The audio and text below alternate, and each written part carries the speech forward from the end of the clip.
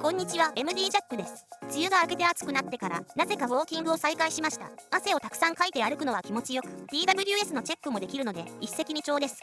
こんにちは、愛です。今年の夏はかなりバテそうです。今回は TWS ですね。低価格というほどではないですね。そうだね、イヤーファンのニューモデル、イヤーファンエアー S ね。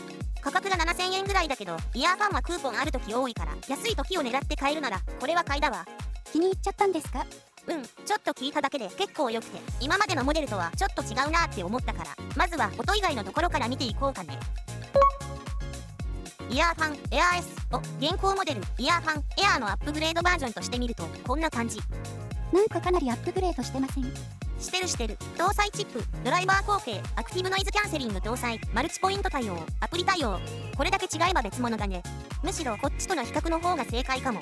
価格からするとイヤーファンエアープロ SV が今のイヤーファンのフラッグシップモデルだと思うけど、エアー S はそこから機能を少し省いたのかと思ったらそうでもなくて、上の通りエアープロ SV にはなかった機能があったり、本体再生時間が SV を上回ってる。その代わり上の右側の通りスペック上少し下回る部分があったり、ケースの材質が違う。ついでに名前もエアープロ S じゃなくエアー S でプロが省かれてる。まあフラッグシップモデルのエアープロ SV との違いはざっくりこんな感じで、 SV と同じなのはこういうところ。他にも色々あるかもなので、詳しく知りたい人は調べてね。ということにして、音質中心に話をしたいので、次行きます。本体の特徴で気づいたのは、ステムが楕円のものが主流でしたが、エアー S は円形に戻ってますね。充電ケースはイヤピカファイナル E の大きいサイズでもあっさり収まってしまったので、大抵のイヤピは収まるでしょうから、ここはポイント高いです。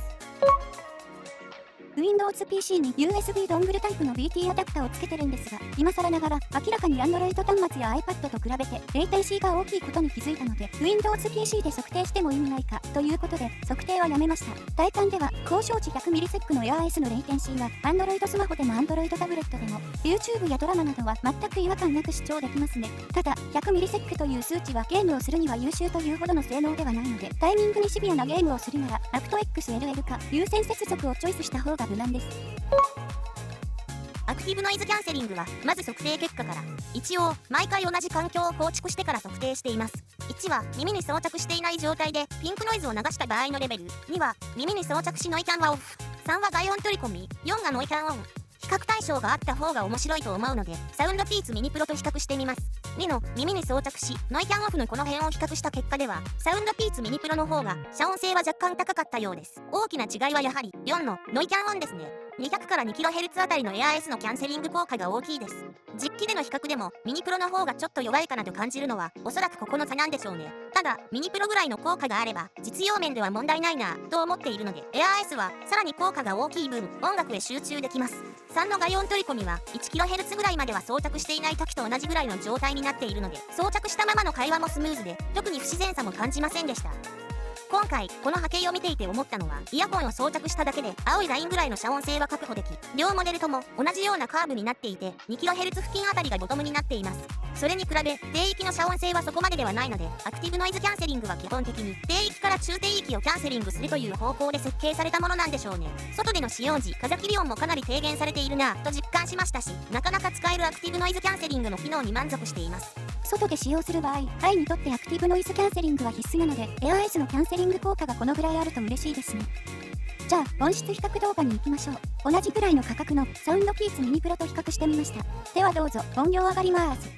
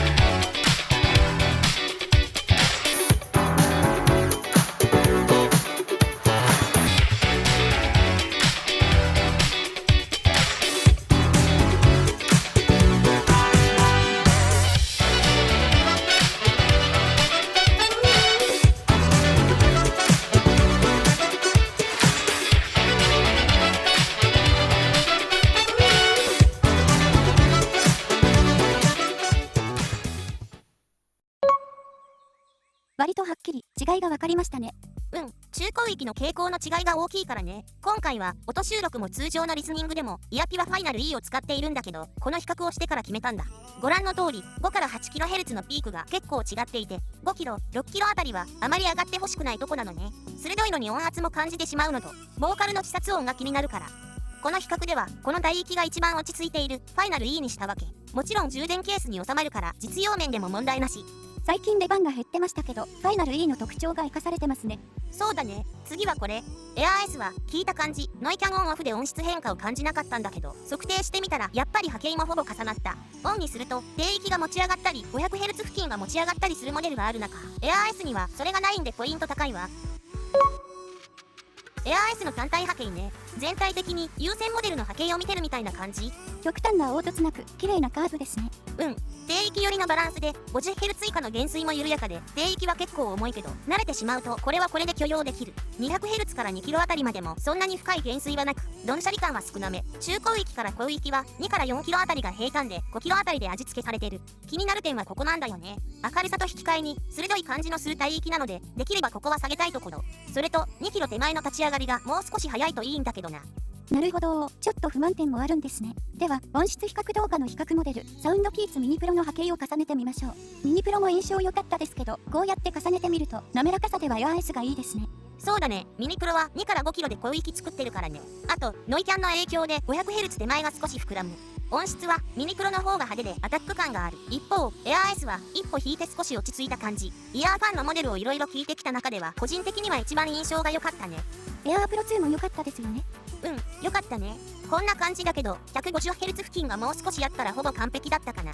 右側はフリープロ2との比較だけど、こっちはなぜかこの部分がバッサリ落とされていて不自然だったね。広域のピークも 6kg あたりに来てるんでちょっときつかった。エアー S の好き嫌いが分かれるポイントは低域の出方かな。他の帯域へかぶる感じではないけど、もう少し抑えてバランスを整えたい。で、こんな感じで落ち着いた。珍しくキャラクター変えましたね。そうだね。5kg付近を落として2から 3kg を持ち上げてキャラクターを変えてみた。低域も聞きながら適度に落としたので、聞き心地はかなり良くなったね。元のままでもかなりいいんだけどね。専用アプリの EQ じゃこの補正はできませんよね。ああ、これね。スマホで調整って実際やってみると画面が小さいからそんなに細かくはできないから、方向性としてはこういうシンプルなのも悪くないんだけど、帯域の表示がないこととせめて5バンドにしてほしいなと思ったね。残念ながら私は専用アプリの EQ は使わないね。ジャックさんのスマホ EQ 調整はどうしてるんですか？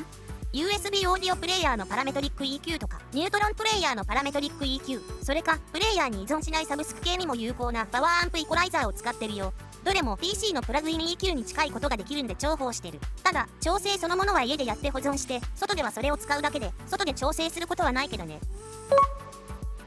好みに合わせるため多少補正はしましたが、エアー S はかなりいい感じのチューニングで、音に芯もあるし、サウンドステージにも余裕あるので、とても心地よく聴けています。今年、また一つ進化した TWS が出てきたな、と思いました。イヤーファンのモデルをまだ持っていなかったり、TWS 自体これから初めて買う人にとっての選択肢の一つとして、かなり有力なモデルになると思います。ということで、イヤーファンエアー S のレビューでした。ではまた次の動画で。ご視聴ありがとうございました。MD ジャックチャンネルはイヤホンレビューを音と波形た言葉で表現します。チャンネル登録お願いします。